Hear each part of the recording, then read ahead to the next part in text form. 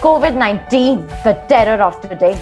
The COVID-19 pandemic is likely to have long-lasting consequences on economic and social rights stemming from the direct and indirect effects of the illness and people's cooperation with prevention efforts.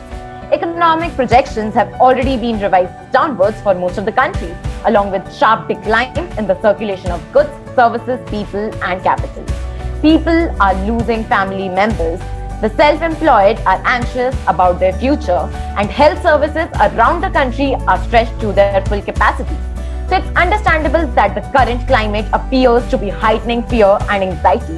With the news focusing on death tolls and TNCs of national lockdowns, there is the urgent need to bring assurance and peace in times of uncertainty.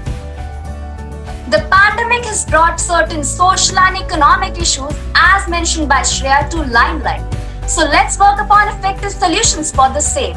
To cover up the losses that we have faced as a nation during the pandemic can be resolved through industrial transformation, which would have their cause as new services, ecosystem, connectivity, internal services, sensors and actuators.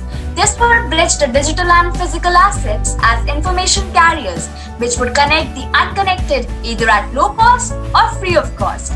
We can also work towards building a chatbot through which government can ensure reduction in health inequalities, empowering people to have greater say in their life and in their health. Numerous studies show that investment in science, technology, and particularly research and development are the key drivers of economic growth. Protecting jobs and crisis needs can also be retained through digital tracking and monitoring supported by well-held digital communications for companies and economical support.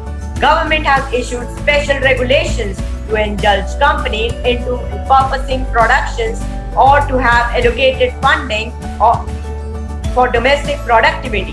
Firms and industry associations are flauntly their ability to win the support and development of technology.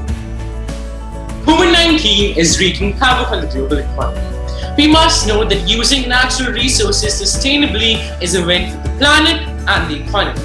Economies can become more resilient by reducing the dependence on materials, diversifying, and by adopting circular business models. Lower levels of material inputs cut waste flows and emissions and can lower short-term production and consumption costs as well as long-term societal costs. Biodiversity preservation, climate action, and sustainable resource management should be prioritized. Green investment is critical for recovery. Green stimulus packages with elements of resource efficiency can save costs, stimulate economic growth, and are the cornerstones of crisis prevention and resilience.